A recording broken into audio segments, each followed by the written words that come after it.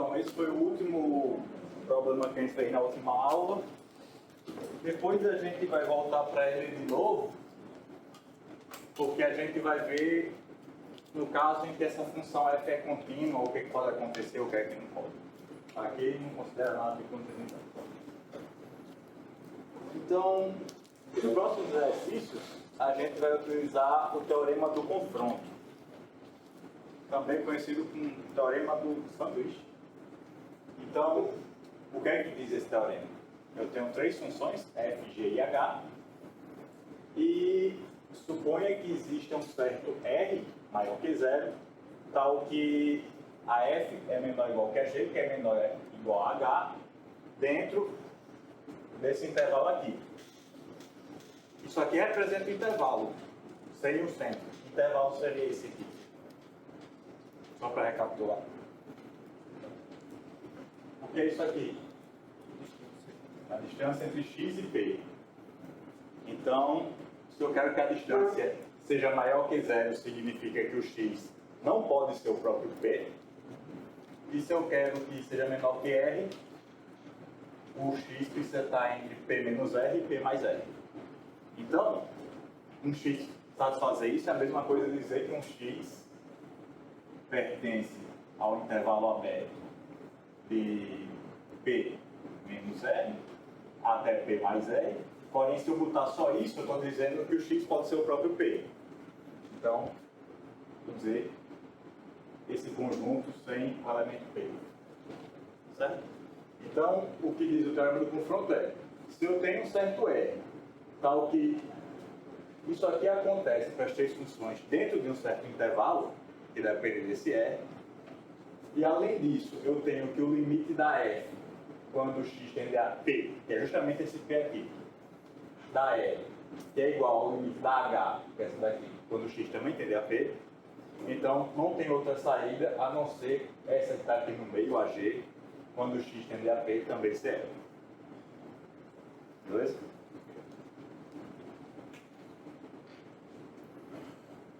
Então, aqui a gente tem dois problemas que dá para se resolver utilizando o teorema do confronto. Aqui na 8, qual é o enunciado? Sejam f e g duas funções com o mesmo domínio, A, tais que a f de x, quando x tende a p, esse limite dá zero, e a função g é uma função que é limitada, ou seja, ela em módulo é menor do que um certo n, número real positivo. Isso aqui, dizer que a g de x em módulo é menor ou igual que n sendo positivo, significa a mesma coisa de dizer o quê? Que a g de x está entre n e menos n. Certo? Então, essas duas coisas acontecem para todo x no domínio das duas funções, e pede para mostrar que o limite da f vezes a g, quando x tende a p, dá zero. A gente viu uma coisa bem parecida com isso no caso de sequências. Não sei se vocês lembram. Que a gente tinha, se o limite de uma certa sequência é zero, e eu tenho uma outra sequência que é limitada, então a gente mostrou que o limite da xn vezes yn dava zero. É basicamente esse mesmo resultado, sendo que aqui no caso do limite de funções. Ok? A gente pode fazer utilizando o limite de sequências, mas como a gente já fez para sequências uma vez, vamos treinar o uso da definição de limite tradicional que a gente viu aqui por epsilons e deltas. Certo? Então, a primeira coisa que eu vou fazer vai ser anotar os dois dados que temos. A gente tem que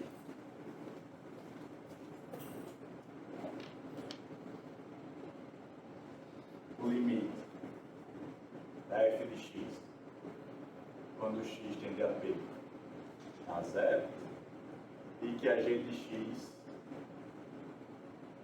em módulo é menor do que um certo n.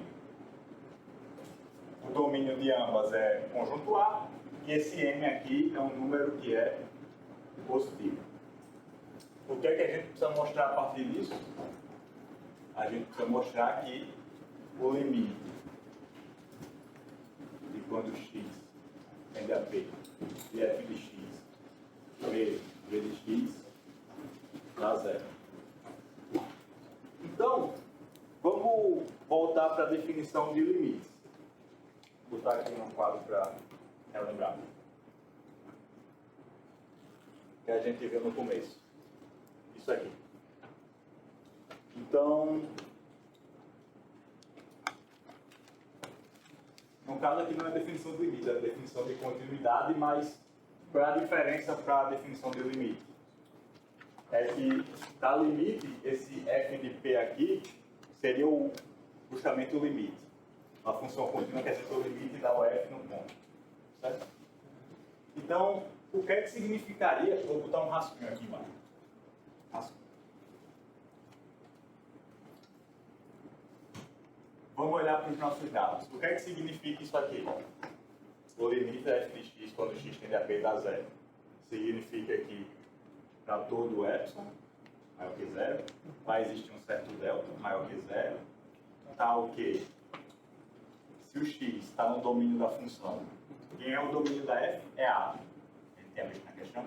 E acontece de x menos p ser menor do que delta maior que zero. Isso aqui deve implicar que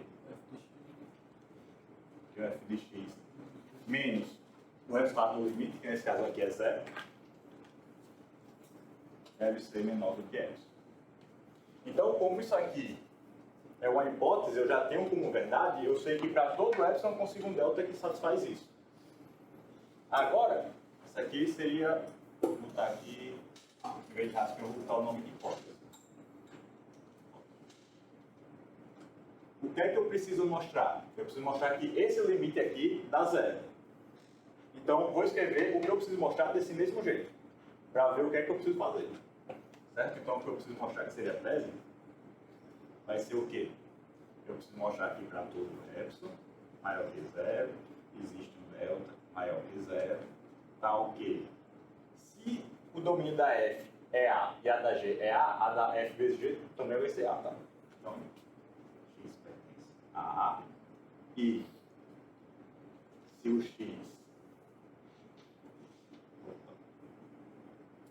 a distância menor do que delta, vai implicar que, nesse caso aqui, como eu estou fazendo o limite dessa função aqui vai ficar f de x vezes g de x, e eu quero mostrar que esse limite dá zero. Então, eu quero mostrar que isso aqui menos zero, que é uma distância menor do que epsilon. Perceba que esse epsilon é diferente desse, tá? Então, eu vou botar aqui epsilon 1, para dizer que é o epsilon dessa daqui, e esse aqui eu vou chamar de epsilon desse. E para epsilon 1 eu encontro um certo delta 1. Então eu preciso mostrar que vale isso aqui. Mostrar aquilo ali, do limite da f vezes a g, quando x tende a p dá zero, é a mesma coisa de mostrar isso aqui. Então eu tenho que mostrar essa expressão.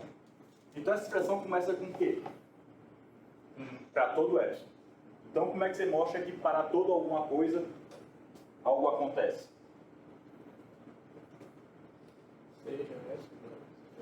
Pega um epsilon maior que zero arbitrário e preciso mostrar que o resto acontece. Certo?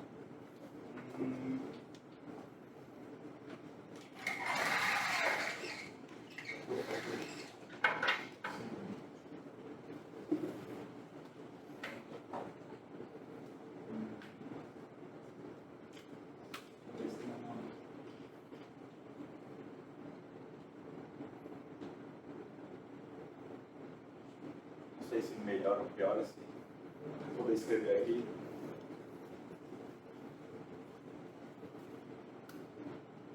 Dá para enxergar assim? Ou fica ruim? Vou escrever lá. Porque o quadro aqui fica muito pequeno assim. Então, a primeira coisa que eu preciso fazer é pegar um epsilon qualquer que seja maior do que zero. Então, beleza, peguei. Então, eu preciso mostrar aqui para esse epsilon aí, que eu peguei arbitrário, maior que zero, acontece o quê? Existe um delta que faz isso acontecer. Então vamos ver o que seria isso. Quando eu tenho o x fazendo isso, tem que acontecer isso. Sendo que eu tenho como hipótese que isso aqui acontece. Para todo epsilon 1, existe um delta 1 e isso aqui acontece. Então, para aquele epsilon ali em particular que eu peguei, que é arbitrário, eu posso utilizar ele aqui dentro.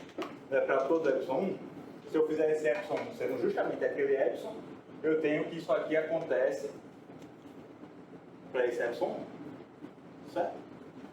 Então, como isso vem de onde veio lá do limite?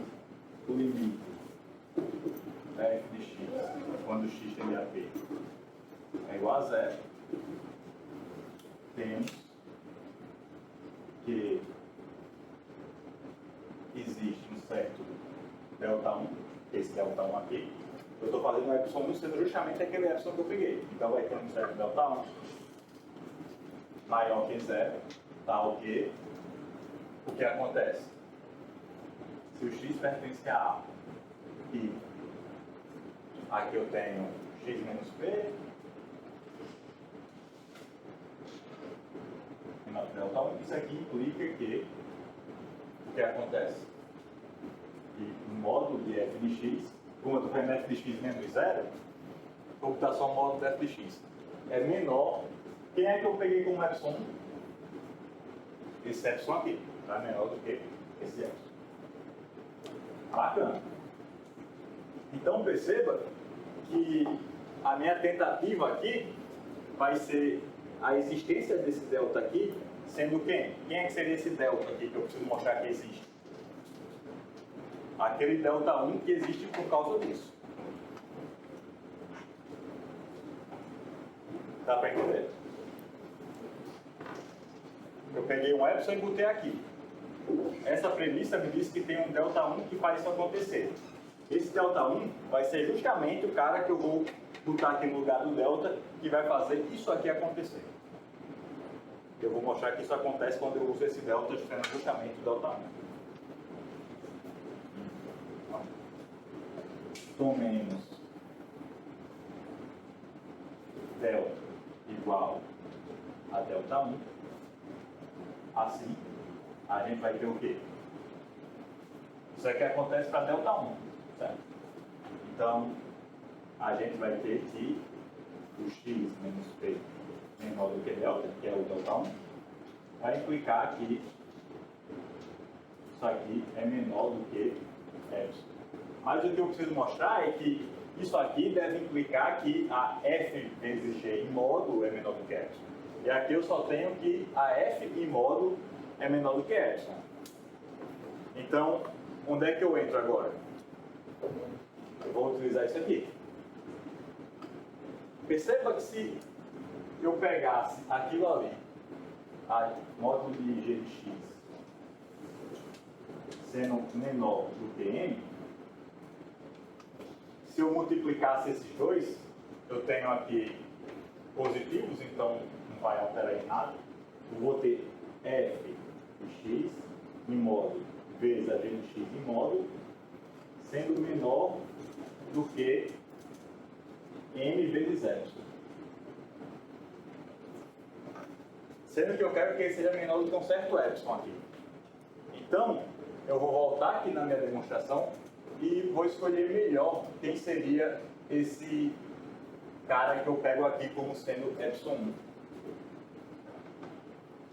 Porque quando eu pego o epsilon 1 sendo aquele epsilon, eu vou obter m vezes epsilon.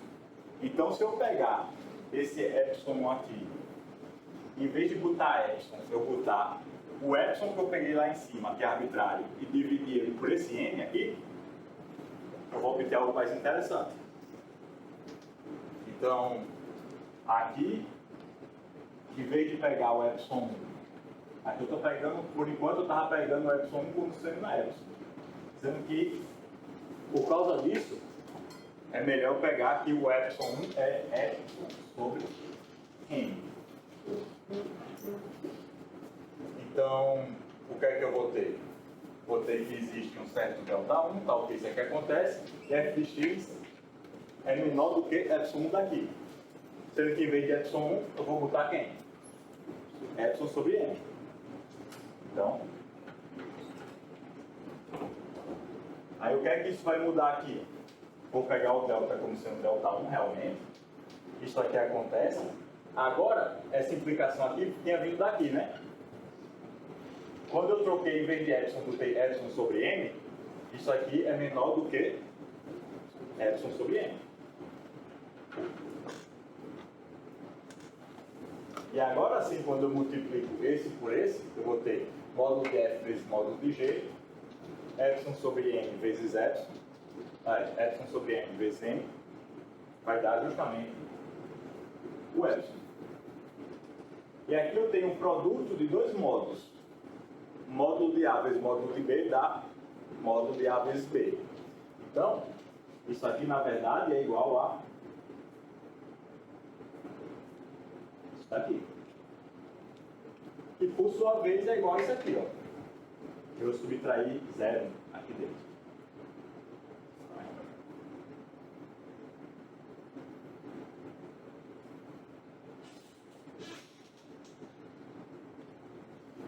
Assim eu mostro que se eu pego o delta, esse delta que eu estava procurando aqui, como sendo o delta1 daqui, obtido a partir do epsilon 1, sendo epsilon sobre m, vai funcionar. Daqui eu consigo chegar, isso aqui é menor do que epsilon. Por que eu posso pegar o epsilon 1 do jeito que eu quiser? Porque isso aqui é válido para qualquer epsilon. Inclusive, esse epsilon aqui dividido por esse n aqui. Se é válido para todos, é válido para esse que eu peguei. Então, para esse vai existir um certo Δ1.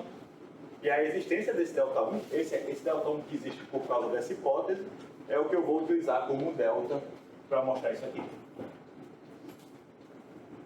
Ok? Mostrando assim que, de fato, isso aqui implica isso aqui. Que seria justamente o limite da f vezes a g quando x tende a p, dá zero. Sim? Dá para entender? Posso explicar novamente só aquela parte do epsilon sobre ele? Sim. Eu preciso mostrar que isso aqui acontece. Isso aqui que eu tenho aqui em cima é o que eu tenho como hipótese. Então, para mostrar que isso aqui acontece, eu preciso mostrar que para todo epsilon acontece algo. Quando eu quero mostrar que para todo alguma coisa acontece algo, eu pego essa alguma coisa arbitrária. Então, se eu quero mostrar que para todo epsilon maior que zero acontece algo, eu pego um número maior que zero arbitrário. No caso, eu também chamei de epsilon, eu podia chamar de qualquer outra letra. Aí aqui, beleza, peguei esse cara aqui que eu não sei quem é, só sei que ele é positivo. É um número positivo arbitrário. Aí eu vou e utilizo a minha hipótese, eu posso utilizar isso aqui. E se isso aqui acontece, ou seja, para todo epsilon maior que zero acontece isso, esse cara maior que zero que eu peguei aqui, também serve para cá. Se para todo cara maior que zero acontece isso, então aquele que eu peguei ali também vai satisfazer. Então, para esse epsilon aqui, eu vou poder utilizar isso. Sendo que em vez de epsilon, esse epsilon puro, eu vou pegar um outro cara que é maior que zero. Que seria quem? Se esse cara é maior que zero, epsilon é maior que zero. O m também é maior que zero. Então, se eu faço epsilon sobre m, isso aqui é maior que zero. Então, em vez de epsilon 1, eu também posso utilizar ele. Porque ali, para todo elemento maior que zero. Inclusive esse aqui, epsilon sobre m. Então, se eu pego o epsilon 1 sendo epsilon sobre m, eu vou ter que, para esse epsilon 1, vai existir um certo Δ1 que faz isso acontecer. Então, a minha hipótese aqui diz que existe esse Δ1 que faz isso acontecer. Foi o que eu botei aqui. Existe um Δ1 que faz isso acontecer. Aí agora, eu não preciso encontrar um delta que faz isso aqui acontecer. A partir daí eu já entendi. Aí eu vou pegar, quem é que vai ser esse delta que eu preciso mostrar quem é? Vai ser o Δ1 que existe por causa da minha hipótese. Então a hipótese me dá esse Δ1, que eu vou dizer, esse Δ1 aqui é justamente esse delta aí que você está procurando. Aí mostra o porquê eu fazer um delta sendo esse Δ1 realmente dá certo. Sim?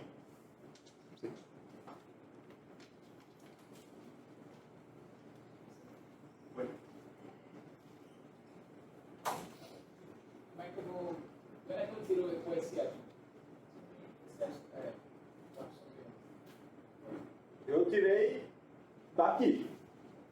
Tipo, eu botei um epsilon e fui vendo. Aí, quando eu cheguei aqui usando o epsilon, eu vi que quando eu multiplicava epsilon vezes m, dava epsilon vezes m, sendo que o que eu queria era epsilon. Então eu falo, como é que eu faço para eu corrigir isso aí? Já que eu posso pegar qualquer número positivo, eu posso pegar também, ao invés do epsilon, pegar epsilon sobre m. Porque quando eu multiplico aqui, acaba por ser um epsilon. Também que você vai fazer, ele corrige no meio. Isso.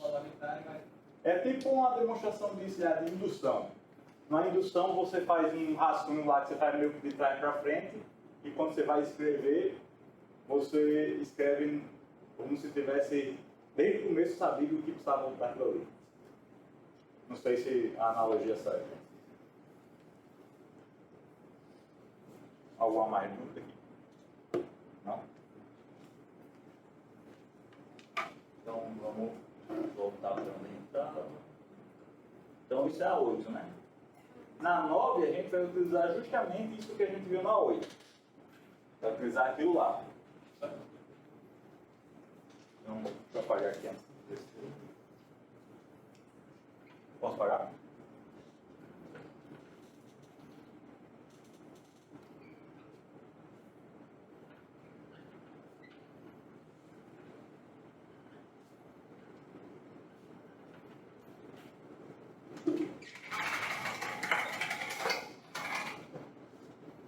Na 8 está dizendo assim, calcule o limite de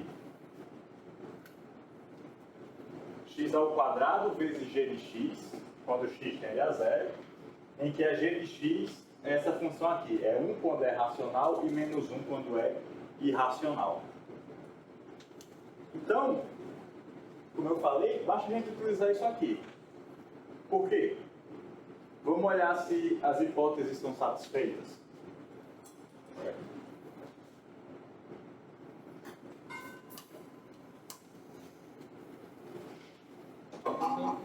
Oi? Esse é o que você tirou da questão, né? Da outra? É, dessa daqui.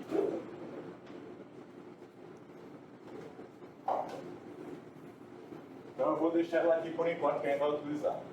Então, limite, quando x tende a zero, de quem? X ao quadrado, g de x, e g de x é isso aqui. G de x é 1. Se o x é racional e menos 1 se não é. Vamos olhar, vamos perceber aqui que, de fato, para calcular esse limite eu posso utilizar isso aqui diretamente. Então, quais seriam as hipóteses que eu preciso satisfazer para poder utilizar isso? Essas duas. Então, quem é que faria o papel de f de x? O x ao quadrado. Isso aqui é o que estaria fazendo o papel de f de x. E o que estaria fazendo o papel desse g de x seria justamente esse. Certo? Então, a primeira coisa que a gente precisa checar é o quê? Se o limite... Quem está fazendo o papel de p? Do zero. Então, o p seria o zero. Tá? Então, eu tenho que checar o quê? Se isso aqui acontece. Ou seja, o limite de quando x ao quadrado, que é o meu f de x nesse caso, quando x tende a zero, dá zero. Dá zero isso aqui? Tá. X ao quadrado é contínuo, basta substituir isso aqui, o zero aqui dentro. Zero ao quadrado dá zero. Então, beleza. Isso aqui foi satisfeito. Preciso olhar isso aqui. Se o módulo da g de x é menor do que um certo número real maior que zero. Então, se eu faço um módulo de g de x, isso aqui vai ser quem? G de x é desse jeito, né? Então vai ser um módulo de cada uma dessas, em cada um dos casos. Então vai ser, no caso de ser um número racional, aqui era 1, aqui vai ficar módulo de 1. Se fosse irracional, era menos 1, aqui vai ficar módulo de menos 1. Sendo que módulo de 1 é quem? Módulo de menos 1 é quem? Também. Ou seja, tanto se o x for racional ou irracional, isso aqui dá 1. Então, isso aqui é a constante igual a 1 para todo real. Certo? Então aqui eu tenho que o módulo da g de x é igual a 1 sempre. Então, qual seria um possível m que eu poderia utilizar que seria sempre maior do que g de x, de módulo de g de x para qualquer x? Qualquer número que fosse maior do que 1, já que isso aqui é 1 sempre. Se eu pego o m sendo 2, por exemplo, o 2 é maior do que 1 sempre. Isso aqui é sempre 1. Então, 2 é sempre maior do que isso aqui. Então, quem está fazendo o papel do m aqui? 2. Então, isso aqui também foi satisfeito. Dessas duas coisas aqui, disso aqui e disso aqui, usando esse resultado aqui da questão anterior, a gente pode concluir o quê? Se eu utilizar isso e isso. Isso foi satisfeito e isso foi satisfeito. Então eu vou ter que o limite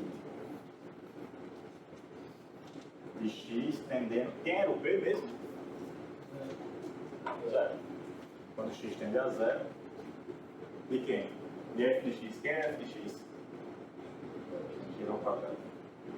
A g de x era justamente a g de x daqui. Isso aqui vai ser igual a 0. Certo? Então, isso aqui decorre simplesmente do fato de eu ter uma coisa cujo limite vai para 0, que é o x ao quadrado, e essa função g ser uma função limitada. Certo? Limitada significa que o módulo dela sempre é menor do que um certo número real. Fixo. Okay. Alguma dúvida? Não? Sim? Isso é um sim ou não? Não. Tá. Não, mas não é sobre a questão, não, é sobre o assunto. Sobre o assunto, É porque tem dúvida? eu tô achando estranho a forma como você tá solucionando só. Você tá colocando tipo a FMC. Mas é porque eu não sei que é a função g assim. Nesse caso eu sei, sendo que é uma função que é difícil de trabalhar. Tipo, é difícil até de enxergar essa função. Ela fica oscilando entre 1 e menos 1 o tempo todo.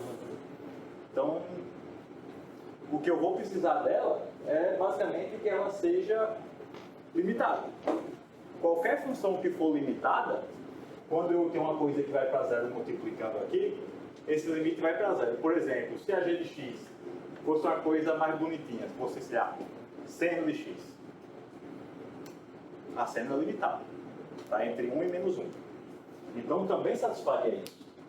Eu poderia botar em seno 2, que eu saberia que a módulo de seno de x é menor que 2. Eu também poderia utilizar isso aqui. Por exemplo, se fosse o cosseno. O cosseno também está entre 1 e menos 1. Então, eu posso botar um cosseno de x. Já a tangente não é limitada. Pode assumir valores tão negativos quanto você queira e tão positivos quanto você queira. Eu já não poderia utilizar. Ou seja, funções que crescem indefinidamente, que vão para infinito em algum momento, não podem ser utilizadas nesse resultado, porque esse resultado só me permite fazer isso com as funções que são limitadas. Então, por exemplo, numa função polinomial, eu não poderia utilizar isso daqui, porque funções polinomiais sempre vão para infinito em algum momento. Certo? Então tem que ser uma função limitada para utilizar esse resultado. Não sei se fica mais claro assim.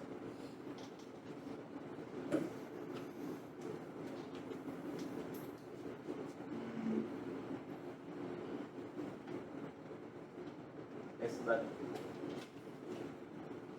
Suponha que para todo x, o módulo de g de x é menor do que x a quarto. pede para calcular esse limite aqui. O que é que a gente poderia fazer? Vou apagar aqui.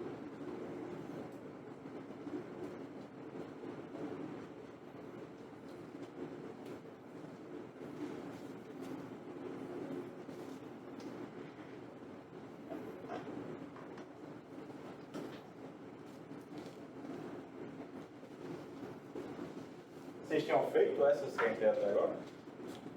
Aí deu para clarear alguma coisa?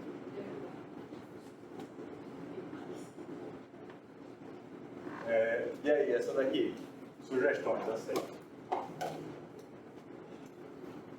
O que é que a gente tem como hipótese ali que a g de x satisfaz isso aqui para todo x? Ela em módulo é menor do que ou igual a x a 4. E o que eu preciso calcular seria o limite de g de x sobre x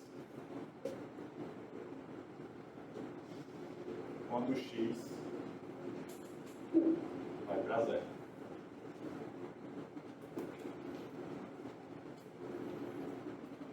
Nenhuma sugestão. Vai utilizar o teorema do confronto em algum momento. O que é que eu poderia fazer para tentar me ajudar aqui na questão? Vamos olhar quem seria isso aqui sem esse módulo. O que é que significa isso aqui, por exemplo?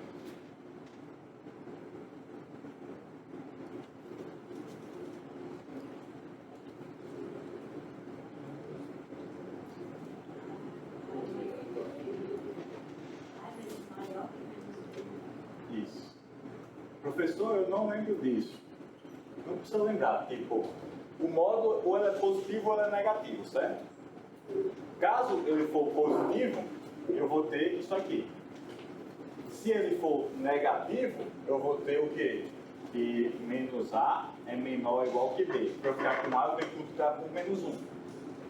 Quando eu multiplico por menos 1, isso aqui vira A, sendo que isso aqui troca. Vem para cá. Isso aqui vira menos B. Isso. E isso é justamente isso aqui. Certo? E eu vou utilizar isso aqui, aqui. Então, isso aqui é a mesma coisa de dizer que a g de x está entre quem?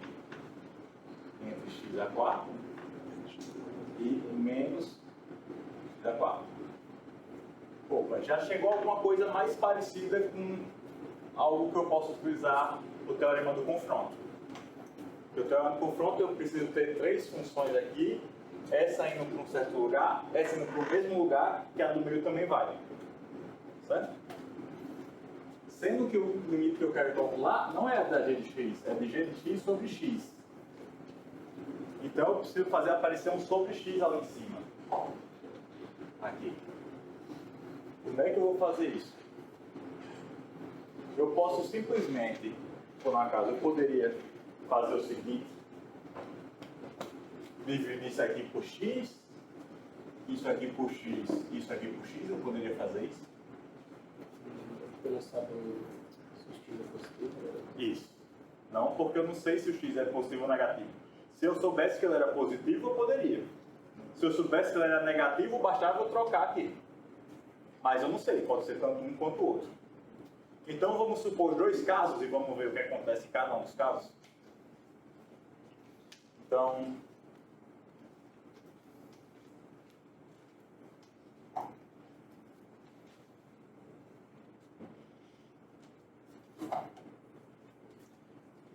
caso o x seja positivo, eu vou ter o quê? Aqui. Vou poder dividir por x tranquilamente. Então aqui vai ficar menos x4 sobre x menor ou igual a g de x sobre x menor ou igual a x4 sobre x. Sendo que quem é isso aqui? Menos x ao cubo. Quem é isso aqui? X ao cubo. Então aqui no caso de ser positivo, eu sei que a g de x sobre x está aqui no meio. Vamos olhar o que acontece no caso em que o x é negativo. Caso o x seja negativo. Então, quando eu dividir por x, o que é que vai acontecer? Vai trocar as desigualdades. Então, eu vou ficar com menos x a quarto sobre x. Aqui não tem um menor ou igual, vai virar um maior ou igual. Aqui vai ficar g de x sobre x. E menor ou igual, aqui vai ficar o quê? X a quadro sobre x. Isso aqui é menos x ao cubo. Isso aqui é x ao cubo. Então, o que é que eu obtive aqui no caso positivo? Que é g de x sobre x, se o x for maior que zero, eu obtive que a g de x sobre x, aqui entre menos x ao cubo e x ao cubo. Isso aqui, como o x é positivo, você quer um número negativo, você quer um número positivo. No caso que é menor do que zero, eu vou ter isso aqui. Vai ser x ao cubo. Isso aqui é o menor que tem. Menor ou igual a g de x sobre x. Menor ou igual a menos x ao cubo. Professor, então o que não tem menos é menor do que o que tem um menos? É, porque quando o x é negativo, isso aqui vira negativo. E o x ao cubo sendo negativo, esse cara aqui é positivo. Certo? Agora, preste atenção em uma certa coisa aqui. Como é que eu posso simplificar isso aqui de uma maneira assim, sem dividir em casos? Tem uma maneira de dividir, de botar isso aqui dentro da mesma expressão. E seria basicamente o quê? Botar um módulo. Se eu faço menos x ao cubo, assim, automaticamente eu estou escrevendo isso aqui. Então, se eu vai ficar algo desse tipo aqui. Vamos checar para ver que realmente dá isso aqui.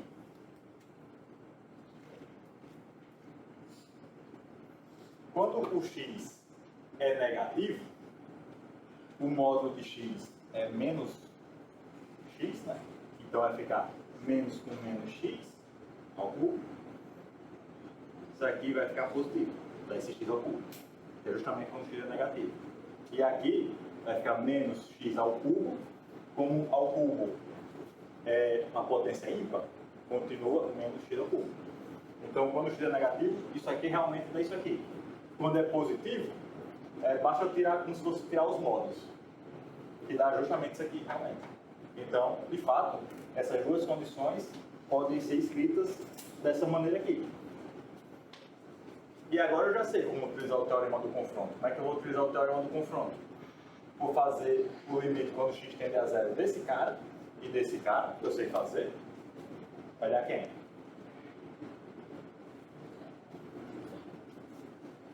Está aqui em cima. Limite de menos x ao cubo quando x vai para zero.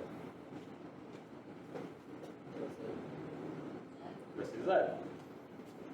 Módulo é uma função contínua, quando ela eleva a 3, continua contínua, bota um menos na frente, continua contínua. Então basta substituir o zero aqui. 0 ao cubo dá 0, menos 0, 0. Quando eu faço aqui, dá a mesma coisa.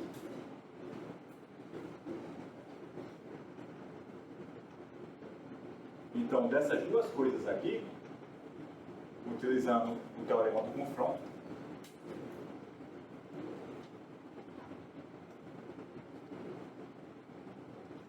eu vou obter o quê? Que esse cara aqui que está entre os dois também vai ter limite zero quando o x tende a zero. Isso aqui vai ser igual a zero.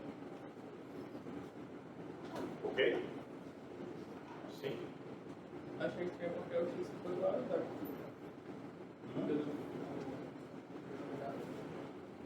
Não, mas eu estou fazendo um limite quando o x tende a zero. Quando eu estou fazendo um limite, não me importa se a função existe naquele ponto. Basta que ele exista na vizinhança. Certo? No caso, o zero não faria parte aqui do domínio disso, mas ele seria um ponto de acumulação desse domínio. Então eu posso fazer o limite quando o x tende a ele. Por isso que aqui eu não considero o caso em que o x é igual a zero. O caso em que ele é positivo e o caso em que ele é negativo. Porque não me importa como é que ele funciona exatamente no zero. O limite importa como ele funciona em volta do zero. Certo? Alguma dúvida aqui? Não?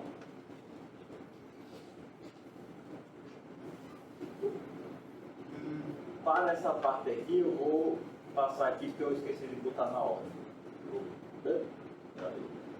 Vou precisar dessa parte aqui. Continuidade de funções contínuas. Então, a gente já havia visto nas aulas passadas que se eu tenho duas funções f e g, tal que a f é contínua em um certo c e a g é contínua em f de c, então a g bola f vai ser contínua nesse c aqui. Certo? Sendo que tem coisas que vão além disso, que seriam esses dois teoremas aqui. Esse primeiro teorema, a gente viu também em sala, que diz que sejam f e g duas funções, tal que a imagem da f está contendo o domínio da g, isso aqui é para existir a composta da g bola f. Se a f de x, quando x tende a p, dá a e a g é contínua em a, então isso aqui vale, ou seja, o limite da g bola f de x quando x tende a p vai ser justamente o limite da g de u quando u tende a a. Como assim g de u? Esse u é justamente a substituição da f de x por um certo u. E aqui, como eu troquei essa f de x pelo u, aqui não vai ser mais o x que vai tender para o p, e sim para onde o u vai tender. Quando o x tende a p, a f de x, que é a u, vai para a. Então agora é o u que passa aí para a. Certo?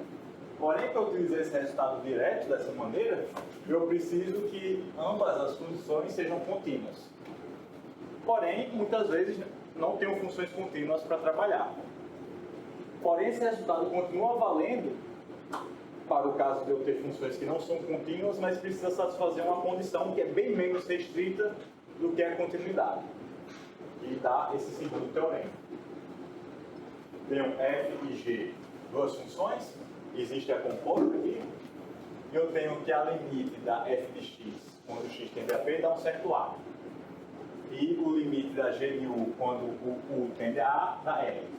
Bem parecido com isso aqui. Certo? No caso da g ser contínua, isso aqui ia dar o g de a. Esse ali ia ser o g de a.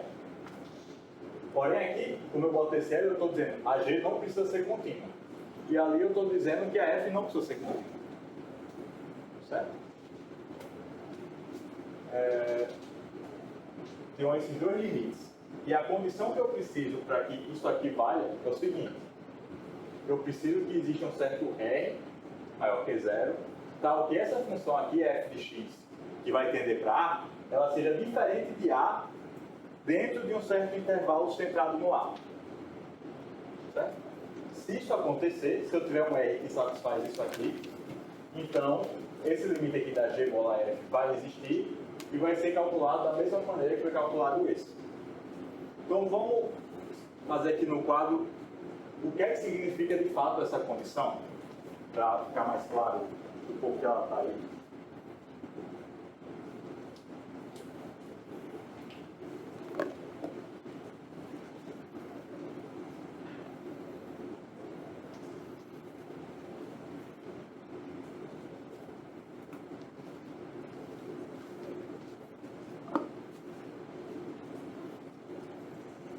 Então, o que a gente tem como hipótese ali no teorema é que o limite da F, quando o x tende a P, dá um certo Azinho, é isso?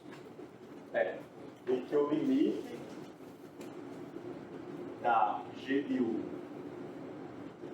quando o U tende a A, dá um certo F.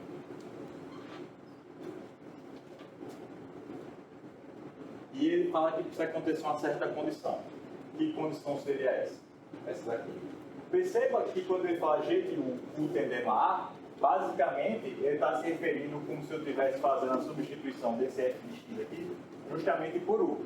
Porque eu quero calcular o G de f de x. O limite lá. Certo? Qual é a condição que dá aqui? Precisa existir um certo R maior que zero, tal que a f de x seja diferente de A para os x que estão aqui dentro. O que é que significa o módulo de x menos p? A distância entre x e p. Tem que ser maior que zero, ou seja, o x não pode ser o p, e precisa ser menor do que r. Ou seja, eu preciso encontrar um certo r maior que zero, tal que para todo x que esteja dentro do intervalo entre p menos r e p mais r, sem contar o p, satisfaça o seguinte: se o x está aqui dentro desse intervalo, então eu preciso que o f de x seja diferente desse cara daqui. Uau. Certo? Então, se eu tenho uma função f de x aqui, tá vindo bonitinho aqui, lá, e esse cara aqui é o p. O limite aqui, no caso dessa função que eu desenhei, seria justamente o f de p aqui, mas vamos chamar ele de A, que é o que está dizendo. Então, o que está dizendo nessa condição é que para essa coisa seguir aqui, eu preciso encontrar um certo intervalo ao redor do P, sem contar o P. Então, eu preciso encontrar um certo intervalo aqui ao redor do P, tal que todo mundo que esteja dentro desse intervalo tenha o f deles diferente do próprio limite. Então, um caso onde não valeria isso, por exemplo, seria numa função constante. Uma função constante? Como é uma função constante? É algo assim, né?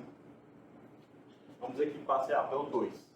Se eu faço o limite da f de x aqui, sendo uma função constante 2, independente de que seja esse p, o limite vai dar quem?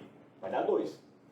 Porém, eu consigo algum intervalo aqui em volta do P, sem contar o próprio P, que eu tenha só termos diferentes de 2, cujo o f desse é diferente de 2? Não. O f de qualquer pessoa que eu pegue aqui em volta continua sendo 2. Então, eu não poderia utilizar esse teorema. Professor, então é só funções constantes que satisfazem isso? Não. Por exemplo, quando você tem funções que, sei lá, um exemplo mais comum seria coisas definidas para os racionais e para os irracionais. De tal maneira que para os racionais, por exemplo, ela é constante uma coisa e aqui vai ficar variando para algum lugar. Perceba que se acontece isso aqui é constante nos racionais, então independente de qual seja o intervalo que eu pegue, sempre vai ter um racional lá dentro. Então eu nunca vou conseguir pegar um intervalo que tenha só termos diferentes do próprio limite. Embora limites de funções definidas dessa maneira possam existir, eu não posso utilizar esse teorema. Para ficar mais concreto, tem um caso aqui que mostra que esse teorema não é válido se eu tirar essa condição. Certo? Então, o exemplo que tem lá é o seguinte. Tem um fg, a f é uma função que é constante igual a 1 sempre, e a g vai ser u mais 1 se o u é diferente de 1, e vai ser 3 se o u é igual a 1. Então vamos ver que ela satisfaz essa e essa condição, porém, pelo fato de ela não satisfazer esse daqui, isso aqui não vai acontecer.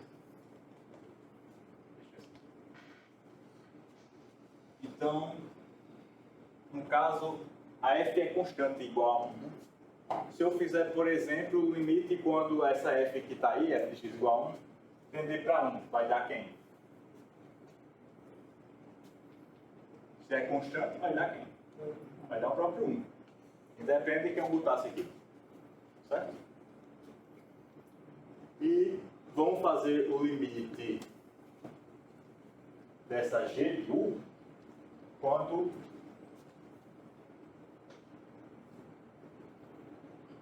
o u tende a esse valor aqui, que foi o resultado. Então, o limite da g de u, quando u tende a 1, é quanto?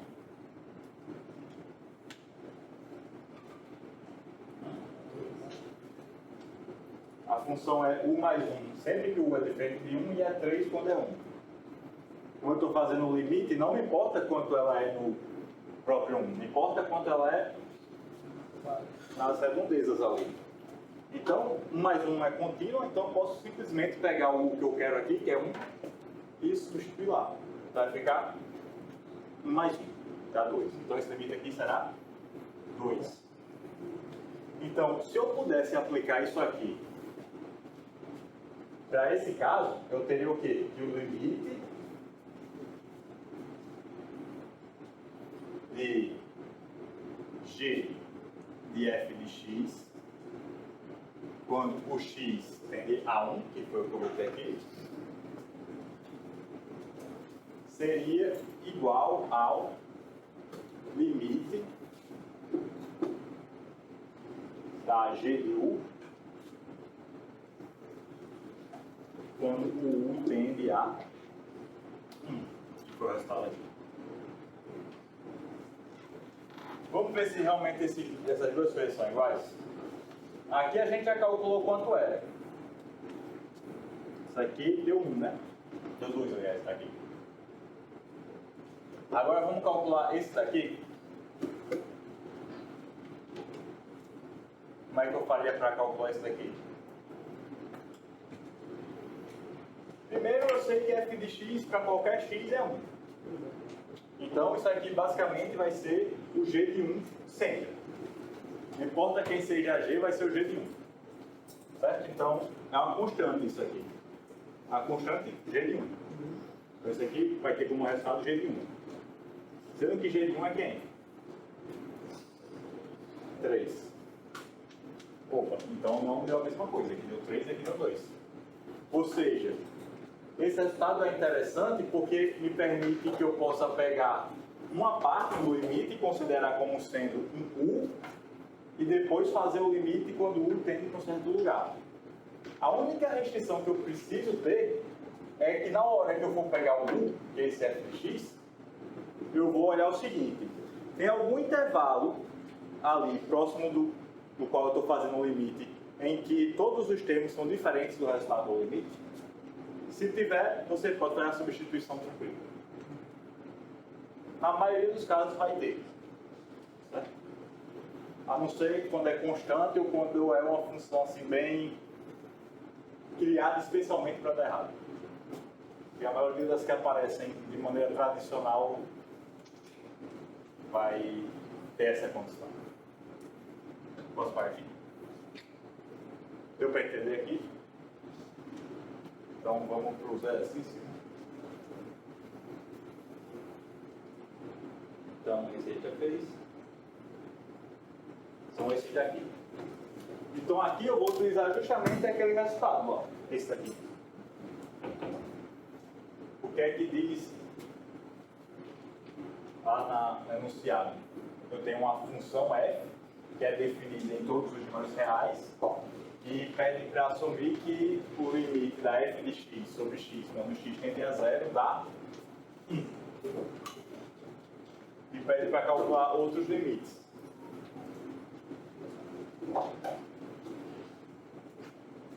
Então, vou botar aqui o que é que pede para assumir.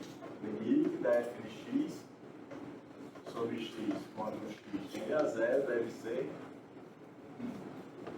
Na A, pede para calcular o limite e quando x tende a 0 de f de 3x sobre x. O que é que eu vou fazer aqui? Eu vou tentar utilizar aquele resultado lá. Isso aqui não é como se fosse uma composta da f com a função 3x?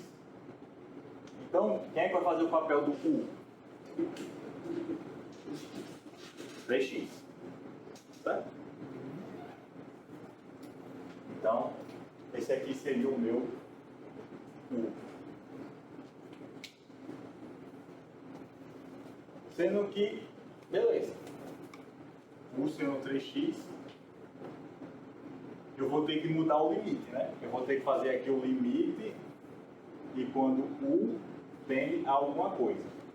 Então, se U é 3x, quando o x vai para 0, isso aqui vai para quanto?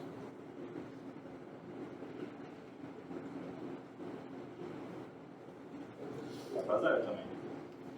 Então, aqui eu também vou fazer o tendendo a 0. O número que eu vou botar aqui é justamente o resultado do limite do que eu usei como U aqui. Certo? Volta. Entendeu por que eu escolhi o 3x ser do U? Aí, quando eu vou fazer a substituição, aqui vai começar a aparecer um f de U, por exemplo.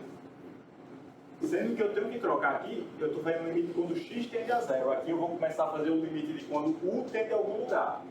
Aí eu vou olhar. Já que o U é 3x, quando o x tende a 0, o U vai para onde? Também vai para 0. Por isso que eu boto o U tendendo para 0. Se quando eu estivesse fazendo, por exemplo, o limite quando o x vai para 1, o U iria para 3. Certo? Eu posso utilizar esse U? Posso.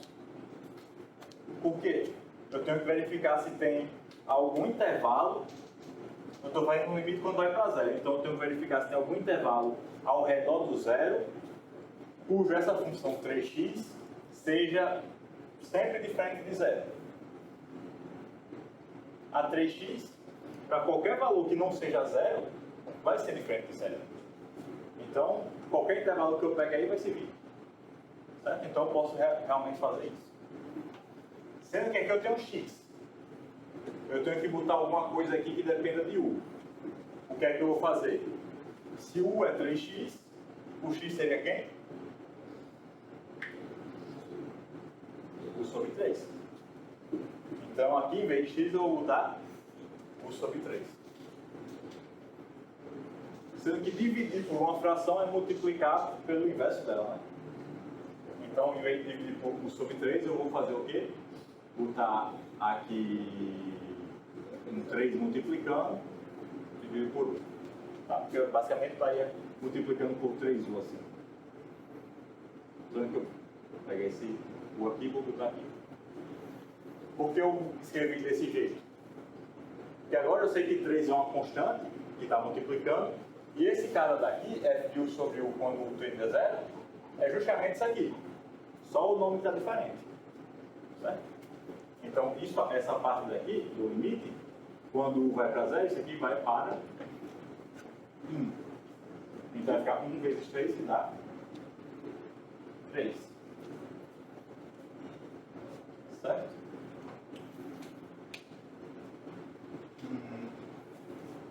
Vamos fazer a C, depois eu volto para B.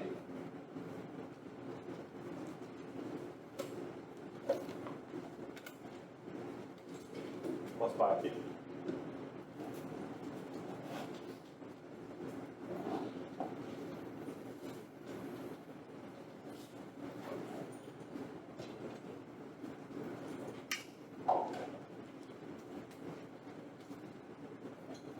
Então, na C eu tenho um limite.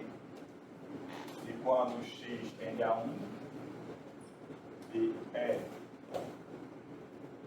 x ao quadrado menos 1, dividido por x menos 1. Qual seria meu candidato natural aqui a fazer por U, sendo um U? Isso. Então, eu vou fazer isso aqui sendo U. Eu posso realmente fazer? Vamos olhar se ao redor do 1 eu tenho valores apenas diferentes do 1 nessa função aqui. Como é que é essa função x ao quadrado menos 1? É como se fosse a x ao quadrado. A x ao quadrado todo mundo deve conhecer, que é uma... Não estou muito bem desenhado não, mas vou mudar aqui o eixo, né? Pra... Opa, agora tá certo. Errei de novo. Agora tá certo. O x ao quadrado é mais ou menos assim, né? sendo que eu quero x ao quadrado menos 1, então quer dizer que eu peguei esse x ao quadrado e subtraí 1 de todo mundo. Então, basicamente, foi essa linha que subiu. Então, seria algo desse jeito aqui. Aqui é 1. E as duas raízes que eu teria aqui seria 1 e menos 1. Tá? Ao redor do 1 aqui, ao redor desse cara aqui, sem contar o próprio... É quando x tende a 1. Ao redor do 1 aqui, sem contar o próprio 1, eu consigo um intervalo que todos os termos são diferentes de 1. Consigo. Na verdade, qualquer intervalo aqui, ao redor do 1, eu vou ter só termos diferentes de 1. Certo? Então, eu posso realmente fazer essa substituição. Então, vamos ver para onde é que o U vai quando x tende a 1, para poder fazer a substituição. X ao quadrado menos 1 quando x tende a 1 vai para substituir. 1 ao quadrado menos 1. Zero. Então isso aqui vai ser o quê? O limite quando U tende para 0, no f de U, o que é que vai aparecer aqui?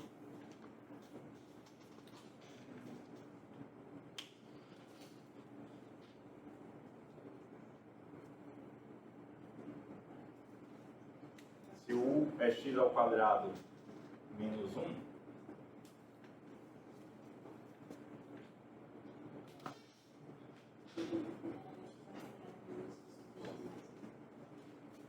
eu poderia escrever x mais 1 sobre x menos 1, talvez. E eu poderia olhar esse x menos 1 aqui como sendo U sobre x mais 1. Sendo que ia continuar aparecendo um x. Mas não tem problema. Basta eu fazer o x tendendo para 1 juntamente com o U tendendo para 0. Certo? Desde que eu faça as duas ao mesmo tempo, a única coisa que eu não poderia fazer é tipo fazer em passos separados. Certo? Se eu fizer ao mesmo tempo, continua podendo. Então o que é que isso aqui vai se transformar? X mais 1 vezes f pi. Vai ficar x mais 1. Aqui já está o FU. Aqui esse x menos 1. É isso aqui. Se eu estou dividindo por isso, o que você falou? Multiplicado por x mais 1 sobre U. Como U vai para 0, essa parte aqui, daqui, vai para 1. X mais 1, quando x vai para 1, vai para 2. Então, isso aqui vai para... Mas rapidinho, só porque tá me bugando um pouco. Por que que, tipo, indo pra 0, ele acaba se tornando 1 no final? Tipo, ele dividindo meio que como se fosse um 0 por 0 da vida. Porque na questão ele fala que o limite da função f de x sobre x quando x tende para 0 é 1. Ah, é. Por aí eu usei só o que diz na questão. Tá?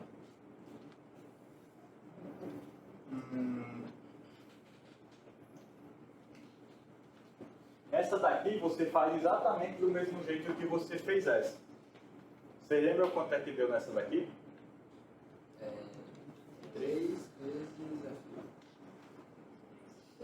f. 3, né? 3. Foi. Era 3 vezes o 1 lá. Essa daqui você vai fazer do mesmo jeito, fazendo U sendo 7x.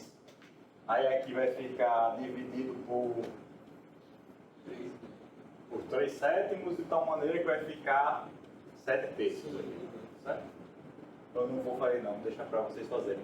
E essa daqui é um pouco mais complicada, porque quando você faz o x ao quadrado aqui, você chama de U, você tem um problema com esse x aqui. Porque se eu chamo o x ao quadrado de U, quem é que seria o x? Mais U. Hã?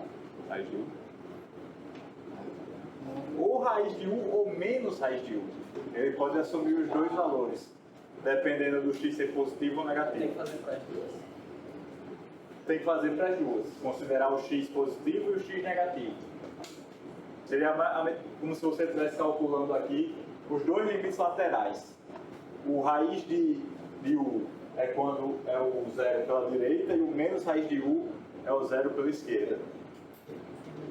Sendo que os dois dão o mesmo valor. Os dois dão zero. Então esse limite aqui vai ser zero também.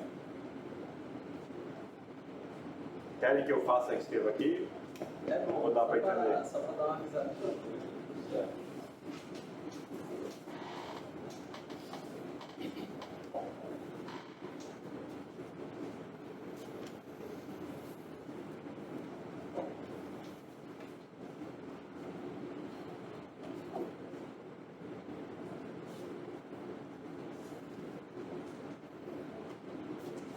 Então é o limite quando x tende para zero e f de x ao quadrado sobre x. E aí a gente vai fazer o u sendo x ao quadrado.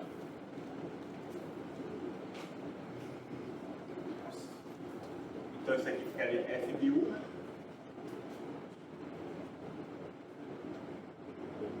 Quando o x tende para zero. E aqui, no x, poderia ser tanto u quanto menos raiz de u. Certo? No caso aqui, eu poderia separar isso aqui nos dois casos. Isso aqui seria o limite pela direita, por valores maiores do que zero, x. E aqui embaixo eu vou botar para valores menores do que zero. F x quadrado sobre x. Então aqui, como eu estou assumindo que são valores de x maiores do que zero, o u seria quem? Se x é maior do que zero, isso aqui dá a raiz de u mesmo. Certo? Então, aqui o u ficaria a raiz de u aqui e o u iria para onde? Se vai para zero positivo, x ao quadrado também vai para zero. Então isso aqui é para zero. Aqui, como eu estou por x valores negativos, se x é um valor negativo, isso aqui tem que ser menos raiz de u para ser negativo. Então, na verdade, quando eu faço a substituição vai ficar limite de quando u tende a zero de f de u sobre menos raiz de u. É interessante prestar atenção quando você está falando dos limites laterais em uma coisa, que nesse caso aqui não importa, mas perceba que eu estou fazendo o x tender para zero por números maiores. Então esse u, ele pode ser que tenha também uma lateralidade. Certo? Como assim? Se eu estou tendendo o x é um número positivo sempre, aqui não vai influenciar em nada porque o x ao quadrado continua sendo positivo, independente do x ser negativo ou positivo.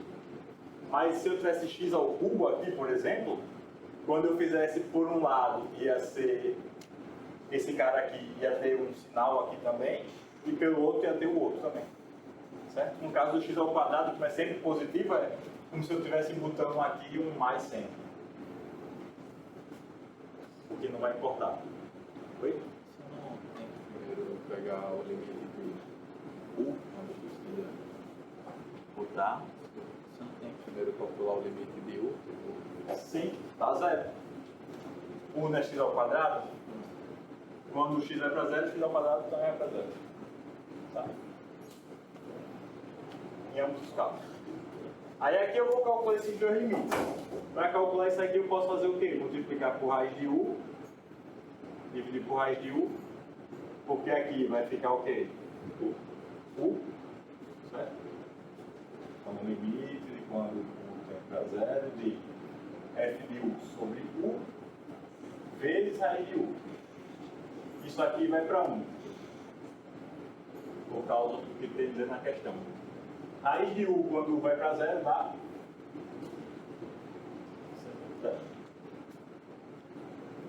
perceba que aqui eu nem teria o limite tendendo a zero pela esquerda, tá?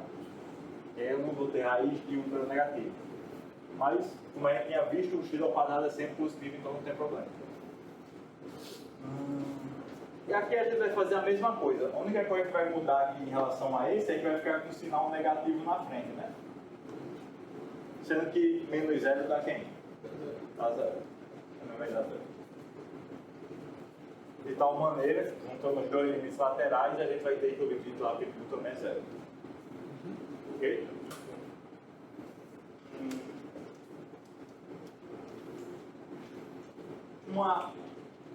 Um caso particular disso aqui é quando você usa essa função f sendo a função seno. Como assim, professor? Tem um limite fundamental que é o seguinte: o limite quando x tendendo para zero de seno de x sobre x, isso aqui é 1. Certo? Então, sabendo disso aqui, perceba que isso aqui é qualquer função que satisfaça isso. A seno é uma delas. De certa maneira, então, eu posso dizer que, por exemplo, isso aqui seria o quê? Que a gente acabou de calcular que é zero. Seria o resultado de limite de x tendendo para zero de seno de x ao quadrado sobre x. Isso aqui dá a mesma coisa daqui. Já que isso aí funciona para qualquer função que satisfaz isso, a seno satisfaz, então serve para ela também. Ou seja, aqui, isso aqui vai dar o quê? Aquela lá dos 7 terços. Já falei, né? Aqui, por exemplo, seria limite de quando x tende a zero de seno de 3x sobre x. 3. Tá? Seria um caso particular disso tudo que a gente fez. Que a seno satisfaz isso. No caso, se você encontrar uma outra função além do seno que também satisfaz, também serve para ela. Beleza? Beleza.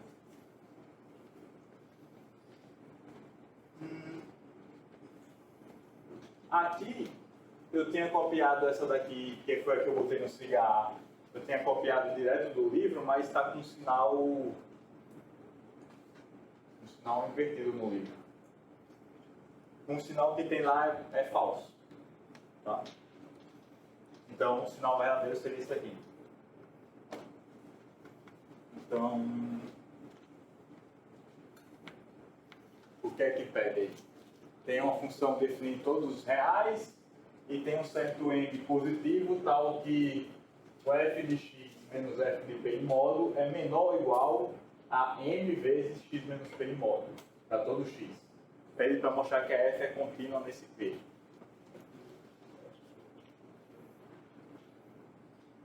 Professor, de onde é que você tirou que estava errado? Tipo, porque, como é que você sabia que o sinal estava trocado? Porque tem um certo tipo de função que é conhecido que é justamente isso aqui com o sinal trocado. E elas são sempre contínuas. Então, acho que o livro queria se referir a esse tipo de função e deu uma trocada na hora de digitar. Quem quiser procurar seriam funções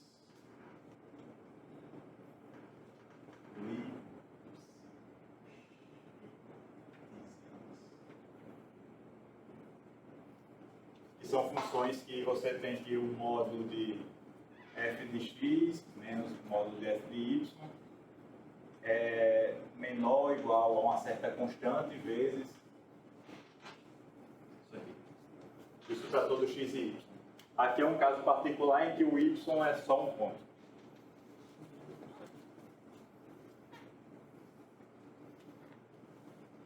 Papai.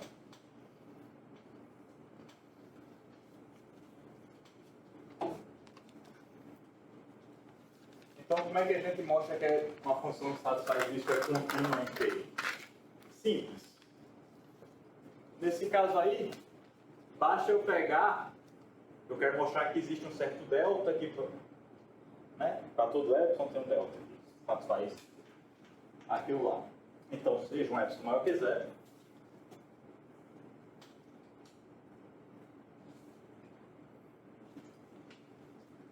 o que é que eu vou fazer? Quem é que eu vou pegar como delta que vai funcionar para esse epsilon aqui? Deixa eu escrever aquilo ali aqui do lado. Eu tenho que f de x menos f de p é menor ou igual a m de módulo de x menos p. Eu quero que isso aqui seja menor do que esse epsilon aqui, né? E eu quero alguma coisa que envolva, o delta vai envolver essa parte aqui, do módulo de x menos p. Então, se eu encontrar alguma coisa tal que esse cara daqui seja menor do que epsilon, então, se esse cara aqui for menor do que epsilon, esse aqui como é menor do que ele, também vai ser menor do que epsilon.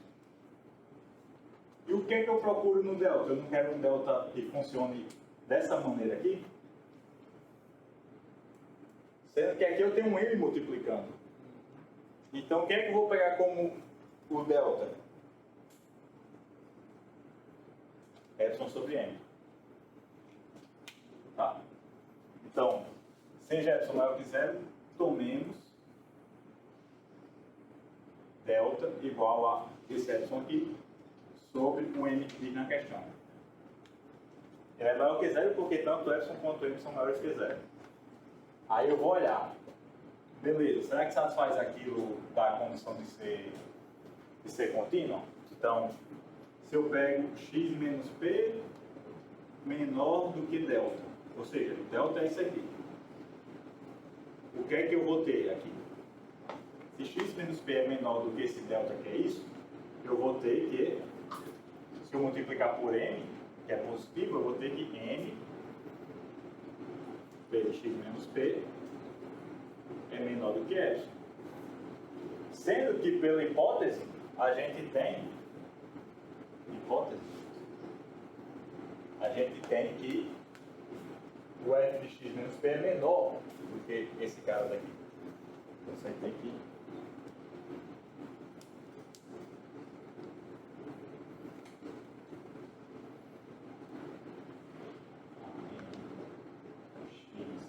menos p, que daqui é menor do que essa. Ou seja, uma coisa é menor ou igual que essa, que é menor que essa. Então eu tenho que isso aqui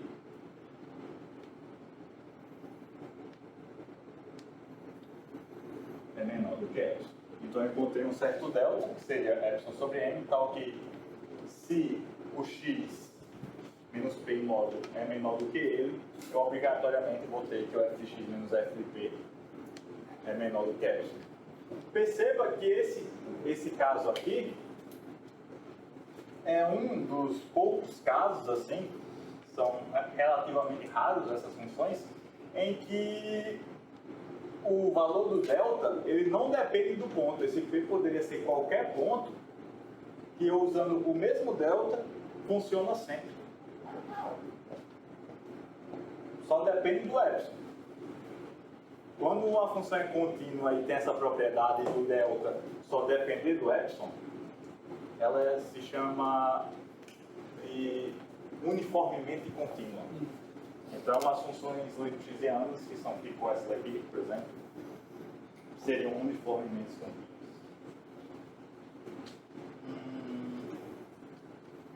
Essa daqui é parecida. Você vai fazer a mesma coisa daquilo lá, certo? Então vai ficar f de x menos f de 1 menor ou igual. Aqui dá certo. Então, aqui está trocado. X menos 1 ao quadrado. Você quer mostrar que é contínua em 1. Aí o que é que você vai fazer? Você quer pegar alguma coisa, um delta, nesse caso aí, que seja menor do que delta assim. Você não quer que eu tenha x menos 1 ao quadrado. Então, o que é que eu posso fazer? O que é que eu posso utilizar como o delta? Se eu mostrar que isso aqui é menor do que epsilon, eu encontro que isso aqui é menor do que epsilon. Sendo que meu delta é só com o x menos 1 em módulo, e não com o x menos 1 ao quadrado. Então eu vou pegar o delta como sendo a raiz quadrada de epsilon. Porque se o delta for a raiz quadrada de epsilon, quando eu levar os dois lados ao quadrado, eu vou ter módulo de x menos 1 ao quadrado, menor do que epsilon, que é o que eu queria. Certo? Faltou um módulo aqui.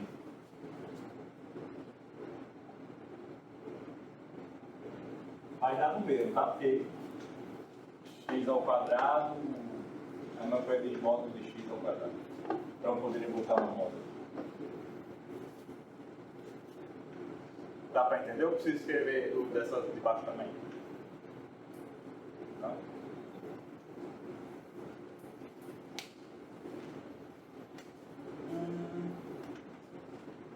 E por fim, essa questão aqui, que a tua função f definida e contínua em todos os números reais, e eu sei que a f de x é zero para todo x racional.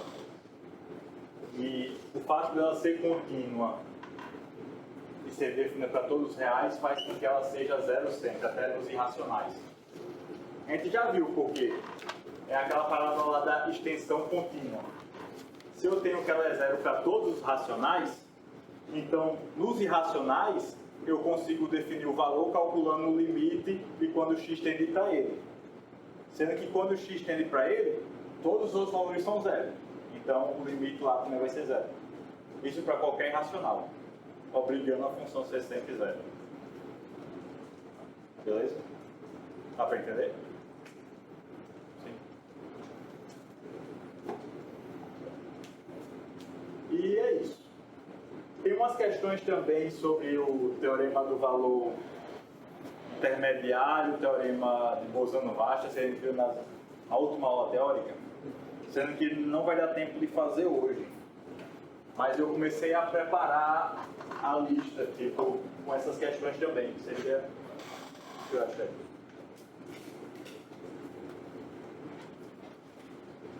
Seriam essas daqui. Então, o que eu posso fazer, eu vou disponibilizar essa quando estiver pronta para vocês. E vocês preferem que faça aula de exercício dessa parte também, ou eu posso gravar um vídeo resolvendo esse exercício que serviria? Ou vocês preferem ao vivo?